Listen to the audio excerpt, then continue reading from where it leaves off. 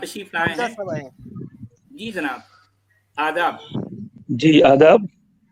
सचवाला साहब आदाब, कैसे हैं आप? कैसे हैं आप? ठीक हैं, आप बताइए क्या कहना चाहते हैं? मैं बिल्कुल ठीक हूँ। मैं पहली बार मैंने गुस्ताखी की है और कुछ हिम्मत की है कुछ सवाल करने की। अभी जो साहब सवाल जिन्होंने किया सूरह तहरीम के बारे में, जी इसके बारे में आपने जवाब देना मुनासिब नहीं समझा, वो आपके लिए वही मुनासिब बात भी थी, लेकिन थोड़ा सा मैं इस पे चाहता हूँ कुछ रोशनी डालना। जी जरूर जरूर, इजाजत हो तो बस। हाँ जी जरूर।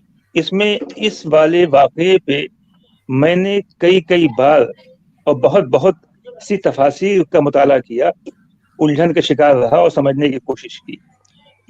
जो बात मेरी समझ में आई तमाम तफासिर को देखने के बाद, मैं तफहीमुल कुरान के वो ये कि इसमें मारिया किब्तिया हजरत हफ्सा के घर में थी।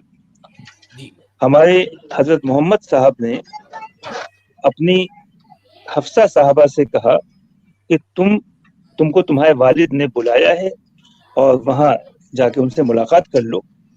वो चली गई।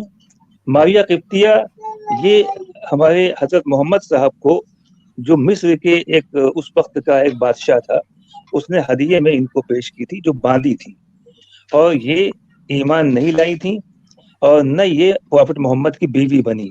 ये बिल्कुल कंफर्म है। ये अलग बात है कि मौदूदी साहब ने तफहीमुल कुरान में पता नहीं कहां से ये बात शामिल कर दी कि उन्होंने उनसे शादी कर ली थी, जबकि ये बात बिल्कुल गलत है। हुजूर की बीवियों में जो लिस्ट बनती है बीवियों की, उनमें इनका नाम कहीं नहीं आता। एक बात तो ये।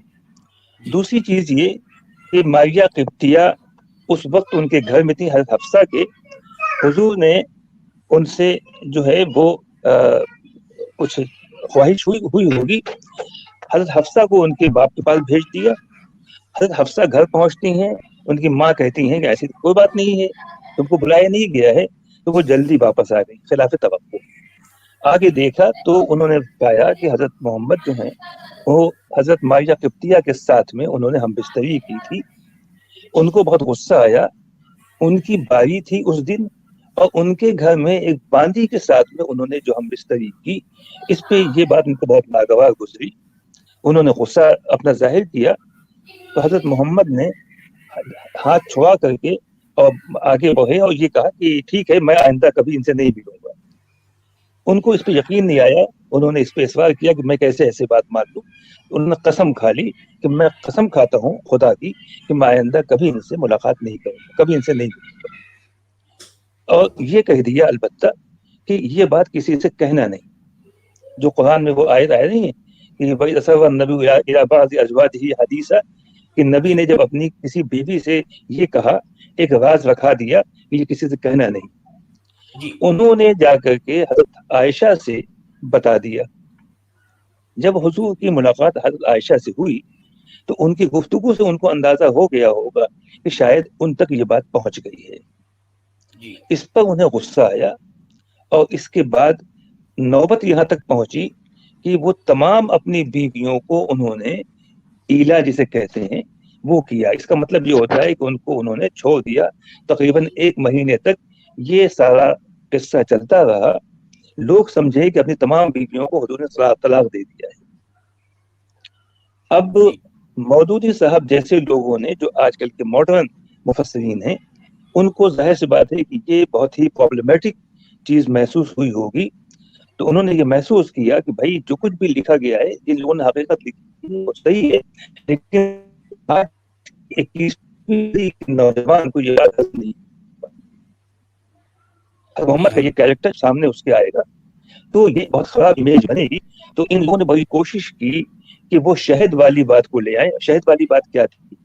वो ये कि ये बात लिखी गई होगी कि अपनी रात की नमाज के बाद वो एक बीवी के यहाँ ज्यादा देर तक ठहर जाते थे।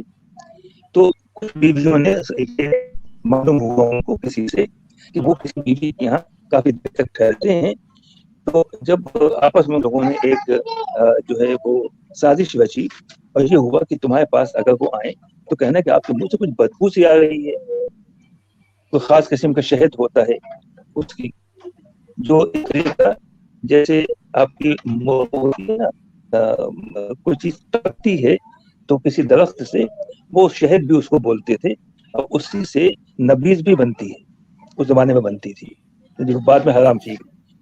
تو وہ اپنی کسی بیوی کے یہاں حضور نے یہ کہا کہ نہیں میں نے کچھ بھی نہیں کیا, میں تو فلاں بیوی کے یہاں جا کے گیا تھا اور وہاں جا کر کے میں یہ شہد پی لیتا ہوں.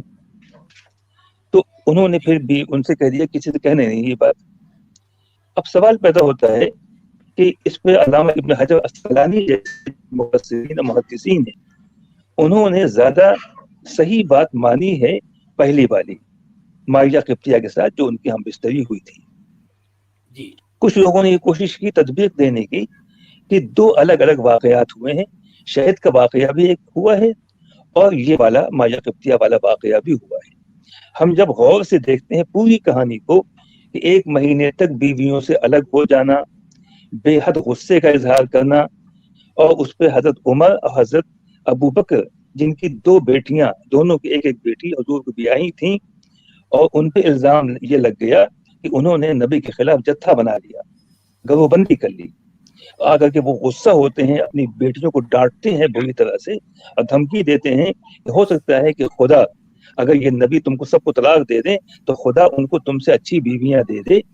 مجھے نہیں لگتا ہے کہ خالی شہد کے بارے میں کسی بیوی کے راز کھول دینے سے اتنا بڑا اسکینڈل بن جائے گا. یہ ممکن ہی نہیں ہے. یہ تبھی ہوگا جب کوئی سنگین واقعہ ہوا اور جس کے راز کھل جانے سے نبی کو سبکی محسوس ہوئی ہوگی. تو صاف پتہ چلتا ہے اور علامہ ابن حجر عسقلانی وغیرہ نے اسی بات کو زیادہ اہمیت بھی دی ہے کہ یہ واقعہ ان کے ساتھ ہم بستری کرنے کا تھا.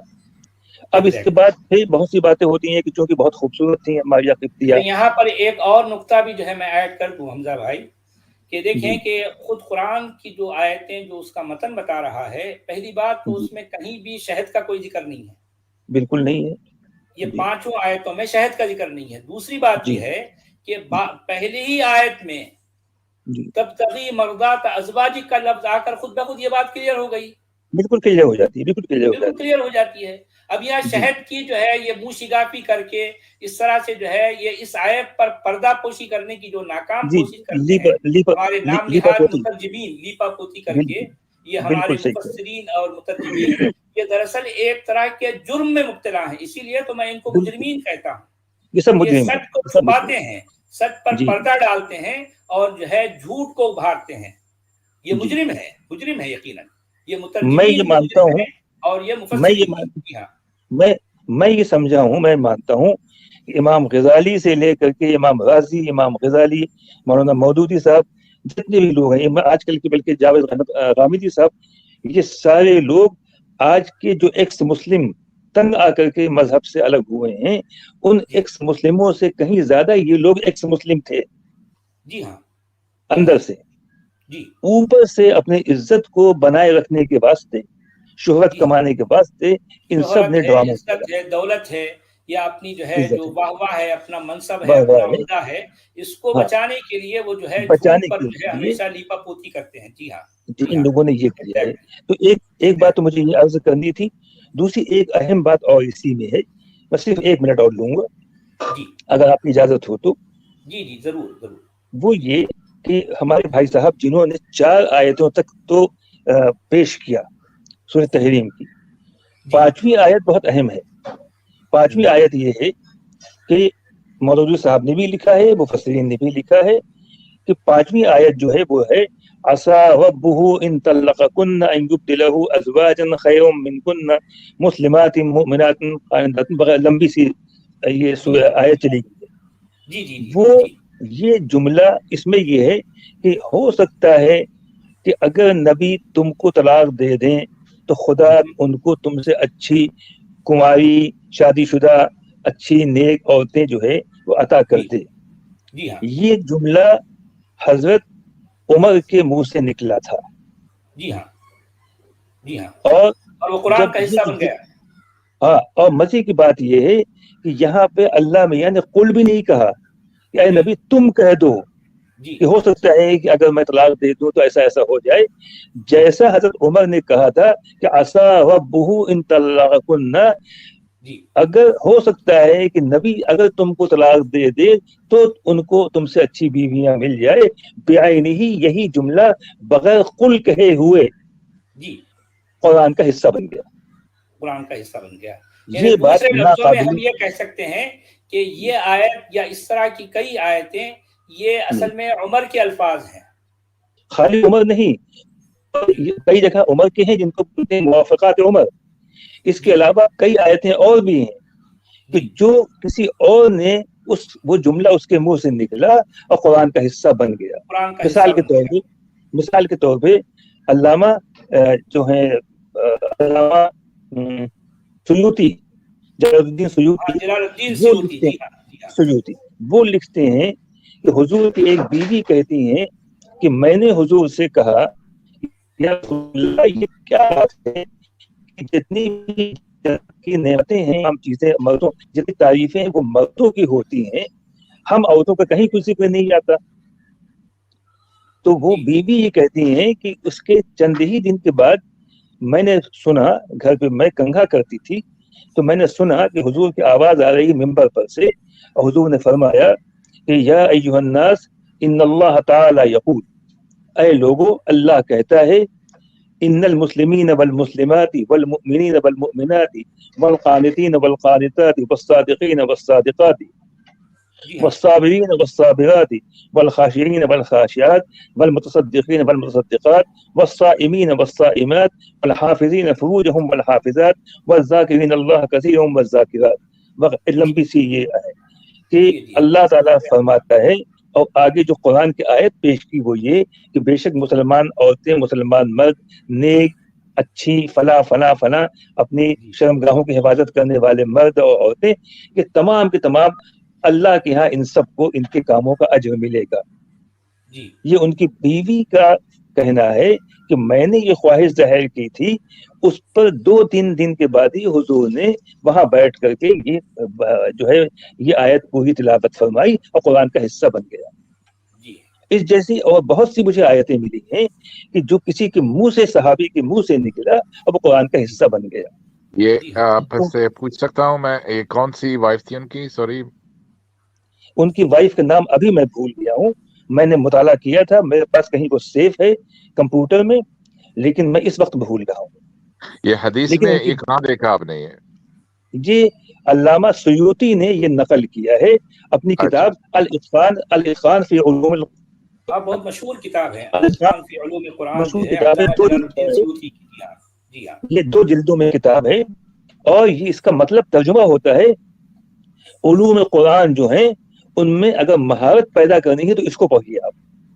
الاتقان کا مطلب ہوتا ہے مہارت پیدا کرنا، الاتقان فی علوم القرآن۔ اور یہ اسلامک، یہ جامعہ ملیہ اسلامیہ، علی گڑھ مسلم یونیورسٹی وغیرہ میں اسلامک اسٹڈیز جو بچے ایم اے یا وغیرہ کرتے ہیں اس کورس میں یہ کتاب شامل ہے، اور جتنے مدرسے ہیں عربی زبان کے ان مدرسوں میں یہ کتاب مطالعے میں شامل ہے۔